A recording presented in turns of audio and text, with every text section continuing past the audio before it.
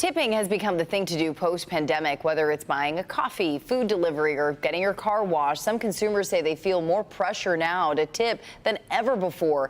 But now, as you will see, some are pushing back and some consumer advocates are pushing for changes. And it could force companies to change tipping policies that could put more cash in your pocket. Here's our consumer investigator, Hank Winchester. It seems to happen almost everywhere you go. You're offered the option to tip. We get tipping your hairstylist, your server at a restaurant, but some think that tipping post-pandemic has just gone a little bit too far. If it's something where you feel like they've gone above and beyond. Yeah, then of course I'm I'm happy to send some money over. Yeah. You know, you did a great job. I mean, I love the way you gave me my food or something like that. So of course I'd give them money. There are consumer groups saying that tipping has just gotten way out of hand. In fact, 68% say they feel pressure to tip. Many say there's confusion on who to tip and exactly how much. And the majority of those asked say they're bothered by those tipping screens. During COVID, we tipped everyone. We just wanted to thank everyone for their efforts, and we recognized the situation that was happening back in COVID. But now it has changed, and we are pushing back as consumers, and enough is enough, absolutely. Financial expert Steffen says some have had enough and have pulled back on tipping altogether. However, most agree that if a service is performed well and it's appropriate to tip, it's a good idea.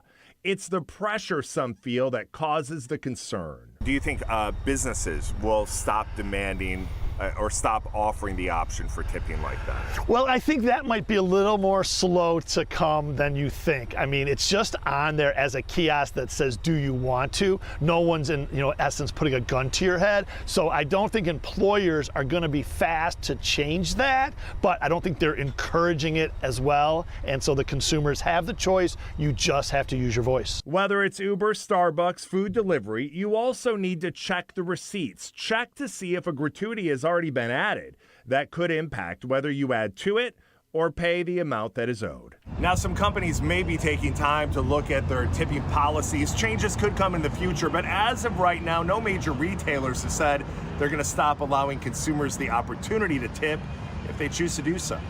We're here in Redford. Hank Winchester, help me, Hank. Back to you.